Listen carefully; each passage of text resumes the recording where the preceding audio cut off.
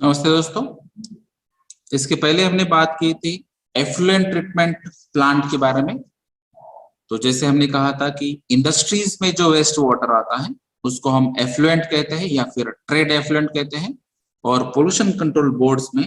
ये technical wording इसको हम ट्रेड एफ्लुएंट कहते हैं। तो ट्रेड एफ्लुएंट को अगर ट्रीट करना है आपको तो उसके लिए normally effluent treatment plant facility होती है मैक्सिमम इंडस्ट्रीज में। अगर स्पेशली हम बात करेंगे तो जैसे फार्मास्यूटिकल इंडस्ट्रीज है, केमिकल इंडस्ट्रीज है, ड्रग ओरिएंटेड इंडस्ट्रीज है, टेक्सटाइल इंडस्ट्रीज है, डेयरी ओरिएंटेड इंडस्ट्रीज है, या फिर ऐसे इंडस्ट्रीज जहां पे एफ्लुएंट की क्वांटिटी हायर साइड में होती है, या फिर जो एफ्लुएंट में जो अलग अलग पैरामीटर्स होते हैं वो अगर हायर साइड में होते हैं, या फिर उनकी जो कैटेगरी है अगर वो टॉक्सिक नेचर की है, तो वहां पे आपको compulsory effluent treatment plant install करना चाहिए। यानी कि जो भी आपकी इंडस्ट्री का वेस्ट वाटर होगा उसकी कैरेक्टरिस्टिक्स आपको मालूम होगी, और उसके बेसिस पे भी ये जो एफ्लुएंट का ट्रीटमेंट है वो आप खुद डिसाइड कर सकते हैं, उस हिसाब से डिजाइन कर सकते हैं और इंस्टॉल कर सकते हैं। लेकिन कुछ इंडस्ट्रीज ऐसी है जिनकी कैपेसिटी कम होगी, या फिर उनका स्पेस का लिमिटेशन हो सकता है, या फिर उनको शायद वो अफोर्डेबल भी नहीं होगी, या फिर उसकी कॉस्टिंग हायर साइड में हो सकती है। तो अगर कुछ ऐसे लिमिटेशंस होते हैं तो उनके लिए government common effluent treatment plant ये फैसिलिटी स्टार्ट कर सकते हैं, या फिर ये कॉम्बिनेशन वाला या टाइप वाला भी प्रोजेक्ट हो सकता है कि कुछ गवर्नमेंट आपको फंडिंग दे सके और कुछ एमआईडीसी या कुछ इंडस्ट्रीज भी यहाँ पे वो फंडिंग ऐड कर सके, उसके बाद में भी आप सीईटीपी स्टार्ट कर सकते हैं। तो ये अलग अलग प्रोविजंस है। जनरली अगर हम बेसिकली देखेंगे तो जो भी मैक्सिमम जो सीईटीपी आपको दिखते हैं तो वो सीईटीपी गवर्नमेंट के अंडर कंट्रोल में है, और वहां पर सेंट्रल फंडिंग या स्टेट गवर्नमेंट फंडिंग होती है। और कई जगह आपको ये कंबाइंड प्रोजेक्ट्स दिखेंगे जहां पर कुछ एमआईडीसी का परसेंटेज है फंडिंग में और कुछ परसेंटेज गवर्नमेंट का। तो ये जो फैसिलिटीज है ये फैसिलिटी है सीईटीपी, यानी कि यहाँ पे जो एफ्लुएंट आएगा यानी कि जो वेस्ट वाटर आएगा तो ये वेस्ट वाटर अलग अलग इंडस्ट्रीज में से आने वाला है। जैसे अभी आपको ये केस हमने बताया कि नॉर्मली हर एक इंडस्ट्री में या फिर जो इंडस्ट्रीज में रिक्वायरमेंट होती है उनका खुद का ईटीपी रहता है। तो उस इंडस्ट्रीज में कौन कौन से केमिकल्स हम यूज कर रहे हैं, कौन कौन से प्रोसेस थ्रू जा रहे हैं, कौन कौन से प्रोसीजर्स थ्रू जा रहे हैं, कौन कौन से इक्विपमेंट्स हम यूज कर रहे हैं, और जिसकी वजह से जो वेस्ट वाटर वहां पे प्रोड्यूस होने वाला है तो वेस्ट वाटर की कैरेक्टरिस्टिक्स आपको क्लियर मालूम है, और उस बेसिस पे आप उसका डिजाइन, उसकी प्रोसीजर, उसकी टेक्नोलॉजी आप डिसाइड कर सकते हैं। लेकिन जब हम कॉमन एफ्लुएंट ट्रीटमेंट प्लांट की बात करेंगे तो कॉमन एफ्लुएंट ट्रीटमेंट में ये जो नंबर ऑफ वेरिएबल से या जो पैरामीटर से इसका नंबर ज्यादा आएगा और उसकी क्वांटिटी भी हायर साइड में आएगी। यानी कि ये कंबाइंड फैसिलिटी है ऐसे इंडस्ट्रीज के लिए या फैक्ट्रीज के लिए जिनको ईटीपी अफोर्डेबल नहीं है, या फिर उनका स्पेस लिमिटेशन की वजह से ये एफ्लुएंट ट्रीटमेंट प्लांट उनके लिए पॉसिबल नहीं है, फिजिबल नहीं है। उनके लिए ये कॉमन एफ्लुएंट ट्रीटमेंट प्लांट की फैसिलिटी है जहां पे आप कंबाइनली ये जो एफ्लुएंट है उसको ट्रीट कर सकते हैं। तो ये कंबाइंड फैसिलिटी है जहां पे अलग अलग इंडस्ट्रीज के यहाँ पे एफ्लुएंट आएंगे, उसकी कैरेक्टरिस्टिक्स चेक होगी और उसके बेसिस पे उसकी ट्रीटमेंट मेथोडोलॉजी और कैपेसिटी भी फाइनलाइज हो सकती है। तो इसके लिए बहुत सारा टेक्निकल सपोर्ट आपको चाहिए, और उसके लिए स्पेस और फंडिंग भी यहाँ पे जरूरी होगी। तो जो भी इंडस्ट्रीज आपके नियर बाय एमआईडीसीज में है तो वो हर एक इंडस्ट्री का आपको स्टडी करना पड़ेगा, उसके एफ्लुएंट का स्टडी करना पड़ेगा, और फिर उसके बेसिस पे आपको सीईटीपी का डिजाइन फाइनलाइज करना पड़ेगा। तो एनवायरनमेंट में या वाटर बॉडीज में, सॉइल में जो पोल्यूशन पॉसिबल है वो आपको अवॉइड करना है, जो नेगेटिव इम्पैक्ट है वो आपको अवॉइड करना है। उसके लिए आपको अगर ईटीपी पॉसिबल नहीं है तो एटलीस्ट आपको सीईटीपी के लिए जाना जरूरी है, जिसकी वजह से आपका जो वेस्ट वाटर है शायद वो रिसाइक्लेबल या रीयूजेबल में कन्वर्ट हो सकता है और आपका ओवरऑल वाटर कंजम्पशन कम हो सकता है। क्योंकि जैसे आज के डेट में आपको मालूम है कि वाटर स्केर्सिटी, हाँ ये एक मेजर प्रॉब्लम है और वाटर कंजम्पशन कम से कम होना चाहिए, इसलिए आपको वाटर सेव करना जरूरी है। तो जैसे अभी हम अलग अलग तरीके यूज करते हैं, जैसे हम water harvesting, rain water harvesting का यूटिलाइजेशन कर रहे हैं, या फिर अलग अलग टेक्नोलॉजी यूज करके आपको रिसाइकलेबल या रीयूजेबल वाटर भी आप प्रोड्यूस कर रहे हैं। उसी हिसाब से आपको जो पैरामीटर्स है पोल्यूशन कंट्रोल बोर्ड के हिसाब से उसको भी कंट्रोल करना है। आपको जो एफ्लुएंट है उसका एडवर्स इम्पैक्ट एनवायरनमेंट पे नहीं होना चाहिए, वो प्रोटेक्ट करने के लिए भी आपको ट्रीटमेंट करना जरूरी है। और आपका वाटर कंजम्पशन या फिर वाटर बिल या वाटर सेस जो है वो भी आपको रिड्यूस करना है। तो इसके लिए आपको सीईटी भी प्रेफरेबल है। तो जिस इंडस्ट्रीज को ये individual effluent treatment plant possible नहीं, उनके लिए सीईटीपी सबसे अच्छा ऑप्शन है।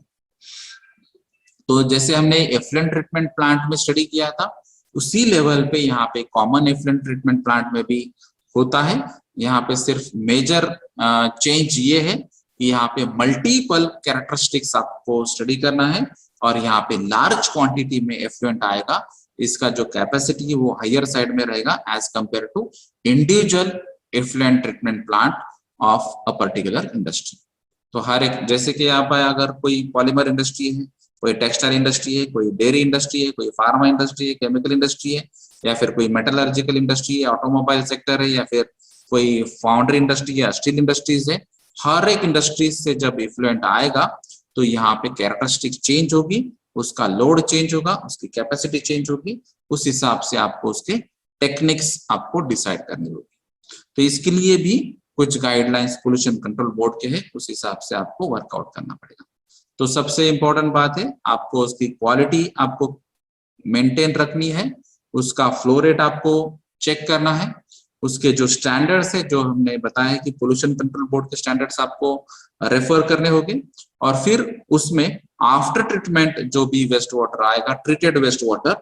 उसकी रिसाइकलिंग के चांसेस कितने हैं, उसका रीयूजेबल के चांसेस कितने हैं, और किस पर्पस के लिए आप उसको यूज कर सकते हैं, ये भी आपको स्टडी करना पड़ेगा। फिर उसके बाद में यहाँ पे नियर बाय एरिया में लैंड कहाँ पे अवेलेबल होगी, या फिर मैन पावर, वो स्किल्ड मैन पावर जो यहाँ पे सीटीपी के लगेगी वो आपके पास अवेलेबल है या नहीं, उसको एनर्जी एक्सपेंडिचर कितने लगेंगे, उसमें इनिशियल इन्वेस्टमेंट कितना लगेगा, उसको जो इक्विपमेंट्स है वो क्या क्या लगेंगे, उसका इन्वेस्टमेंट क्या रहेगा, और जो भी आप टेक्नोलॉजी अडॉप्ट करने वाले हैं वो टेक्नोलॉजी के लिए भी आपको इक्विपमेंट की जरूरत क्या क्या है, ये सभी आपको स्टडी करना पड़ेगी। जैसे हमने बताया है कि प्राइमरी ट्रीटमेंट में भी अलग अलग मेथड्स होते हैं, या फिर सेकेंडरी ट्रीटमेंट के लिए भी अलग अलग मेथड्स होते हैं, या फिर टेक्नोलॉजी होती है, तो उसमें से आपको एग्जैक्टली क्या मेथड चॉइस करनी है, क्योंकि ये डिपेंड होगा सब एफ्लुएंट के कैरेक्टरिस्टिक्स पे। तो आपके नियर बाय इंडस्ट्रीज के जो एफ्लुएंट आने वाले हैं सीईटीपी में, तो उसकी कैरेक्टरिस्टिक्स आपको पहले स्टडी करने होगी, और उसके बेसिस पे आपको अलग अलग टेक्नोलॉजी अडॉप्ट करनी होगी, और फिर आपको उसकी अवेलेबिलिटी के लिए, उसके जो ओवरऑल कॉस्टिंग के लिए आपको कैलकुलेशंस करने पड़ेंगे, और फिर आपका सीईटीपी डिजाइन होगा। फिर यहाँ पे जो मेन कंसर्न्स आते हैं वो होता है फंडिंग। तो फंडिंग के लिए आपको गवर्नमेंट को भी अप्रोच होना होगा, और जो इंडस्ट्रीज के अलग अलग एसोसिएशंस होते हैं उसके लिए भी आप अप्रोच हो सकते हैं, जहां से वो फंडिंग आप ला सकते हैं और उसके बेसिस पर ये प्लांट का डिजाइन कर सकते हैं। तो ये जो सीईटीपी है मेनली ये दो क्लासेस में होता है या कैटेगरीज में होता है, उसमें से है होमोजीनियस और हेट्रोजीनियस कैटेगरी। तो होमोजीनियस कैटेगरी क्या होती है, होमो मीन्स सिमिलर और हेट्रो मीन्स डिफरेंट। तो होमोजीनियस मीन्स जो भी एफ्लुएंट की कैरेक्टरिस्टिक्स होगी वो अगर सिमिलर कैरेक्टरिस्टिक्स होगी, यानी कि जो एफ्लुएंट में जो पैरामीटर्स है वो अगर सिमिलर नेचर के और सिमिलर लेवल के होंगे, तो वो होमोजीनियस कैटेगरी बेसिस पे सीईटीपी डिजाइन होगा। अगर आपके अलग अलग इंडस्ट्रीज है और नियर बाय इंडस्ट्रीज में से ये एफ्लुएंट आने वाला है, जैसे कि यहाँ पे केमिकल इंडस्ट्रीज अलग है, या फिर फार्मा अलग है, सॉफ्ट ड्रिंक की इंडस्ट्री अलग है, या फिर मेटल इंडस्ट्रीज अलग है, ऑटोमोबाइल सेक्टर अलग है, पॉलीमर प्लास्टिक अलग है, तो ये सभी हेट्रोजीनियस कैटेगरीज, यानी कि यहाँ पे अलग अलग पैरामीटर्स और अलग अलग कैरेक्टरिस्टिक्स वाले एफ्लुएंट आने वाले हैं, और यहाँ पे उसका अगर ट्रीटमेंट आपको करना है तो उसको हेट्रोजीनियस नेचर सीईटीपी प्लांट कहा जाएगा। तो ये हेट्रोजीनियस है या होमोजीनियस है, ये आपको पहले स्टडी करना है और उसके बेसिस पे। जैसे अभी कुछ इंडस्ट्रियल एरिया ऐसा है कि जहाँ पे प्योरली सिर्फ केमिकल इंडस्ट्रीज है, और ये केमिकल इंडस्ट्रीज में जो एफ्लुएंट आता है उसमें भी कुछ सिमिलर पैरामीटर से, मैक्सिमम जो है वो सिमिलर नेचर के पैरामीटर से, तो वहां पे होमोजीनियस कैटेगरी वाला सीईटीपी डिजाइन हो सकता है। लेकिन अगर आपके एमआईडीसीज में अलग अलग कैटेगरीज के इंडस्ट्रीज हैं, तो वहां पे हेट्रोजीनियस कैटेगरीज वाला सीईटीपी डिजाइन करना पड़ेगा। जैसे कि यहाँ पे अगर आप नासिक में देखेंगे तो नासिक में भी अलग अलग इंडस्ट्रीज एरिया है। यहाँ पे फार्मास्यूटिकल्स भी है, प्लास्टिक भी है, पॉलीमर्स भी है, मेटलर्जिकल इंडस्ट्रीज भी है, या फिर इलेक्ट्रोप्लेटिंग कोटिंग की इंडस्ट्रीज भी है, ऑटोमोबाइल सेक्टर्स की भी इंडस्ट्रीज है। तो ये सभी अलग अलग इंडस्ट्रीज में अगर आप देखेंगे तो उसको अगर सीईटीपी डिजाइन करना है, जैसे यहाँ पे अभी सैंक्शन हो चुका है, तो ये हेट्रोजीनियस सीईटीपी होगा। ठीक है, तो इसमें एडवांटेजेस क्या है, ये सीईटीपी की डिजाइन क्यों करना है? तो जो स्मॉल स्केल इंडस्ट्रीज है या फिर मीडियम स्केल इंडस्ट्रीज है, उनको जो अफोर्ड नहीं कर सकते हैं इंडिविजुअल ईटीपी, उनके लिए सीईटीपी बेस्ट फैसिलिटी होगी। उसके अलावा जो वेस्ट वाटर को आपको ट्रीट करना है या फिर जो पोल्यूशन अवॉइड करना है, उनके लिए सीईटीपी ऑप्शन रहेगा। जो पोल्यूशन कंट्रोल की एजेंसीज होती है, जैसे यहाँ पे महाराष्ट्र पोल्यूशन कंट्रोल बोर्ड होगा, तो ऐसे अलग अलग स्टेट के लिए पोल्यूशन कंट्रोल बोर्ड्स होंगे। वो जो एजेंसीज है उन्होंने कुछ पैरामीटर्स और गाइडलाइंस बताए हैं, उनको कंट्रोल करने के लिए आपको सीईटीपी का यूटिलाइजेशन करना होगा। क्योंकि जैसे ही आप एफ्लुएंट सीईटीपी को देंगे, तो ये अभी सीईटीपी की रिस्पॉन्सिबिलिटी होगी कि उस मैक्सिमम परमिसिबल लिमिट्स के अंदर इसको हर एक पैरामीटर को कंट्रोल करना है। तो जो मेन आपका हेडेक हो सकता है इंडिविजुअल ईटीपी पे, वो शायद आप उसको रिस्पॉन्सिबिलिटी ट्रांसफर हो जा रही है, और वहां पे सीईटीपी की रिस्पॉन्सिबिलिटी होगी कि जो भी पोल्यूशन कंट्रोल बोर्ड की गाइडलाइंस होंगे वो आप कंट्रोल कर पाएंगे। उसके अलावा जो इंडस्ट्रीज के अलग अलग कमिटमेंट्स होते हैं, अलग अलग पॉलिसीज होती है, या फिर उनके अलग अलग जो डॉक्यूमेंट्स होते हैं, उसमें भी वो कहते हैं कि हम नॉर्मली इतना ही एफ्लुएंट यूज करते हैं या फिर ट्रीटेड करते हैं या फिर रिसाइकलेबल एफ्लुएंट बनाते हैं या फिर रीयूजेबल बनाते हैं, या फिर हमारा वाटर कंजम्पशन कम है, हम एनवायरनमेंट के बारे में अवेयरनेस क्रिएट करते हैं और हम एनवायरनमेंट को केयर करते हैं। तो ऐसे जो भी कमिटमेंट्स होते होंगे, ये कमिटमेंट्स आप सीईटीपी थ्रू भी आप ये सेटिस्फाई कर सकते हैं। उसके अलावा जो अलग अलग पोल्यूशन लोड होगा या फिर वाटर कंजम्पशन का जो लोड होगा, वो भी आप रिड्यूस कर सकते हैं। उसकी वजह से आपका बहुत सारा पैसा भी यहाँ पे सेव हो सकता है। जहां पर लैंड ही अवेलेबल नहीं है, ऑलरेडी ये जो इंडस्ट्रीज हैं जो ऑलरेडी ऑपरेटिंग में है, तो उनके लिए अगर ईटीपी पॉसिबल नहीं, उनके लिए भी ये अच्छा ऑप्शन है। जहां पर इक्वलाइजेशन होगा हेट्रोजीनियस वेस्ट का, तो उनके लिए ये फैसिलिटी अच्छी हो सकती है। तो जो भी टेक्नोलॉजिकल या इकोनॉमिकल फिजिबिलिटी जैसे हम चेक करते हैं कोई भी प्लांट के लिए, तो यहाँ पर अगर टेक्निकली ये एफ्लुएंट हम ट्रीट कर सकते हैं और ये अगर इकोनॉमिकल भी होगा, तो सीईटीपी स्मॉल स्केल और मीडियम स्केल वालों के लिए भी एक अच्छा ऑप्शन हो जाएगा। तो जो भी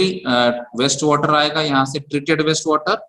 या फिर जहाँ पे अगर सर्च क्रिएट होता है, तो इनके कैरेक्टरिस्टिक्स बेसिस पे इसके एप्लीकेशन आप डिसाइड कर सकते हैं। जैसे अगर ये ट्रीटेड वेस्ट वाटर इस इंडस्ट्रीज के लिए अगर ये आप रिसाइक्लेबल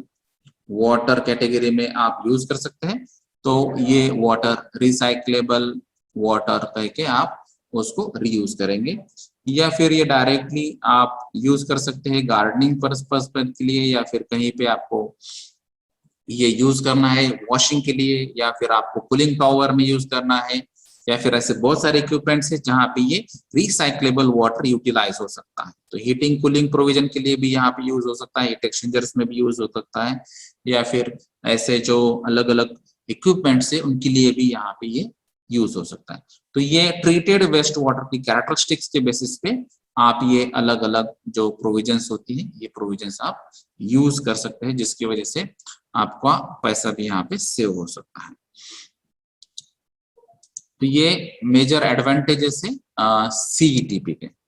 अभी जो हमने स्टैंडर्ड्स की बात कही थी, तो ये एक एग्जांपल है जो CETP के स्टैंडर्ड्स में होता है, जो कॉमन एफ्लुएंट ट्रीटमेंट के लिए पर्टिकुलर दिया है, एनवायरमेंट प्रोटेक्शन रूल 1986 के under.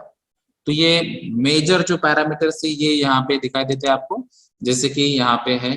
pH, potence of hydrogen ion concentration, तो जहाँ पे ये 5.5 to 9 के लेवल में आपको रखना होगा। तो जैसे हमने पहले ही बात की थी कि pH स्केल अगर हम देखेंगे तो ये 0 to 7 और 7 to